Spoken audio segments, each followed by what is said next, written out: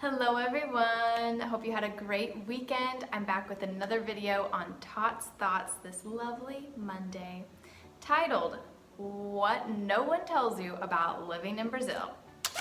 This video is going to be super light, super fun. I hope you laugh. And I sure laughed when I thought about these things and when I encountered them myself. So, without further ado, let's get to it. The things that no one tells you about living in Brazil. Okay, pronto. The first thing that no one tells you is that you cannot flush toilet paper. So whenever you go to the bathroom, you cannot put your used toilet paper down the toilet and flush it with your stuff. You have to put it in this little trash can right next to the toilet, and then you just take the trash out every couple of days and hope that it doesn't stink up too much. The second thing no one tells you is that everything is smaller. Everything is so much smaller. Another way to look at it is that in America, everything is gigantic, supersized, enorme. For example, it's really hard to find anything in bulk. Like there's no Costco here, there's no Sam's Club. Actually, there is a Sam's Club in Recife. I've got to go, I'm so excited. But the point being that you can't find a lot of things in bulk. You can't find like a giant carton of eggs. You can't find gallons of milk. You can't find huge tubs of yogurt. Like they all come in these small containers.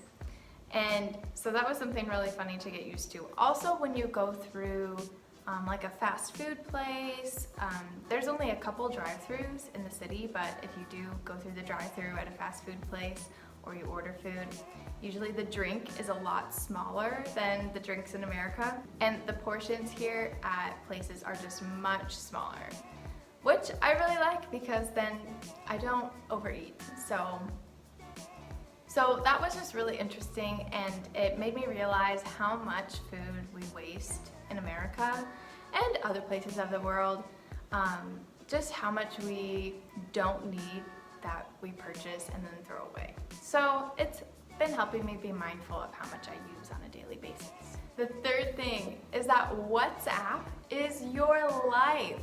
Welcome to your new life. It's WhatsApp. Here in Brazil, they usually don't use iMessage, and email really isn't that common.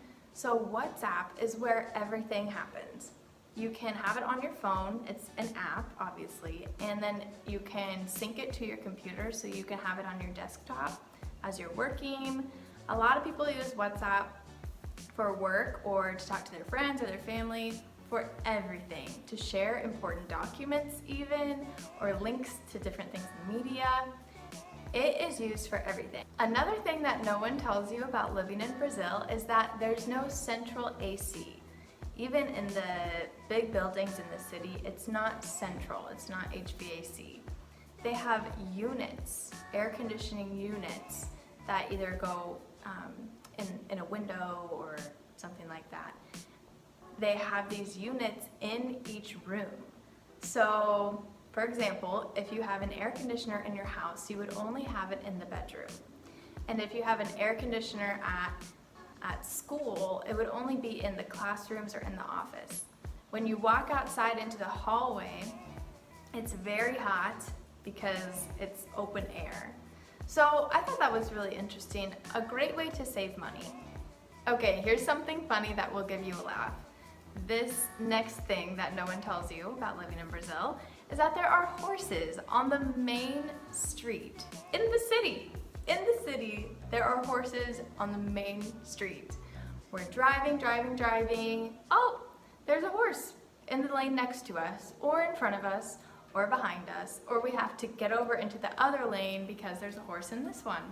It's crazy. There's the horses that are pulling carts, and then people will obviously be riding the horse to deliver the things that are in their cart somewhere. So it's just a really interesting clash of cultures within a culture. The people who are very poor, who still have their horses to get around, and then the people who live and work in the city and have their cars, and the two things merge, and it's a very weird combination. Next thing is that pharmacies are cool. Like, you can find anything you need at a pharmacy. They're kind of a big deal. It seems like there's a pharmacy on every street corner. It's kind of like Starbucks in America. There's pharmacies in Brazil.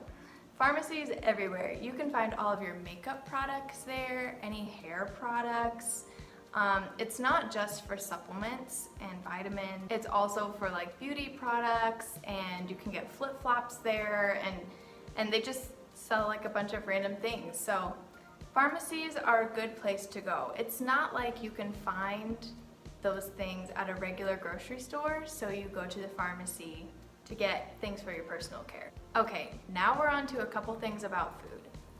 So cake is everything here, but the cake here is mostly like a muffin. The equivalent of a muffin to the American is this cake. So they have all these cakes for breakfast and for snacks in the day, and it really isn't like too bad for you, it seems like. It's just kind of like a muffin would be. But I thought that was really interesting that they have cake so much here. And it's not cake, like they don't have frosting or anything like that. It's just a muffin in cake form. Another thing about food and drinks is coffee. In America, we like to go to the drive-thru at Starbucks, grab something to go. Usually it's, you know, like a grande size, and then we just kind of like drink our coffee as we go with our day. Or we meet up with friends for a cup of coffee at a really nice aesthetic vibe, you know, place. And here, coffee culture is so different. People don't seem to drink it because they need energy. Like, I wake up in the morning and think, I need coffee, I'm a zombie. Like, I need to wake up, so I need coffee. People here seem to drink coffee at the end of their meals. They'll have it with breakfast maybe, then they'll have it at, you know, with a snack, with some cake in the middle of the day, and they might even have it at like super late at night, like 9, 10 o'clock at night. Everyone's sitting at home, drinking some coffee, eating some cake. It's like coffee is just there for the taste. And so that was something very interesting. Americans seem to drink coffee because we need it, or we feel like we need it. And Brazilians seem to drink coffee because they like the taste, and it doesn't really affect their energy levels or their ability to sleep. Here's something that no one tells you about living in Brazil. The main roads are paved, most of them. But then the neighborhood roads are all cobblestone. They're all cobblestone. And sometimes the cobblestone roads are really old, like they've been there for a really long time. So there's all these potholes, and it's so bumpy, you're riding in the car like, oh. One thing that really surprised me is that people here in Brazil, at least the people that I know, don't seem to need very much sleep. It's so confusing. I don't know how they do it. They'll stay up really late, just hanging out with friends, drinking coffee, out to eat.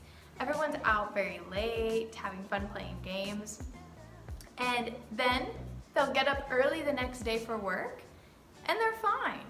I will never understand. I need so much sleep every night. I can't do it. I can't stay up super late and get up early the next day and have a good productive day at work. So that's something that I've thought was really interesting. The last thing that I think no one tells you about living in Brazil is how seriously blessed you will be by all of the people here.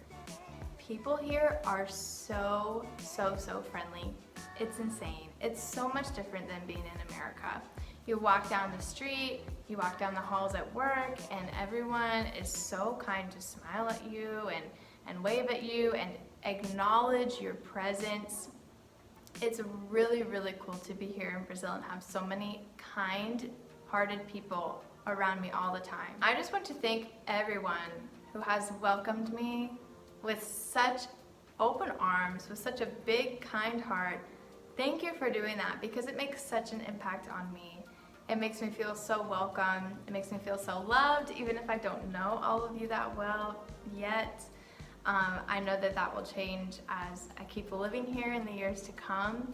And I'm so thankful for the kindness of all of these amazing Brazilian friends of mine and strangers. If you come visit Brazil, you will not be disappointed. People here are amazing. They're so kind and sweet and want to host you and welcome you with open arms. So a big thank you to everyone who has done that for me, and I pray that one day I can do that same thing for you. All right, everyone, those are my thoughts on what no one tells you about living in Brazil. I hope it gave you a good laugh. I sure had a good time filming it. And we'll see you guys next time on Todd's Thoughts. Beijos!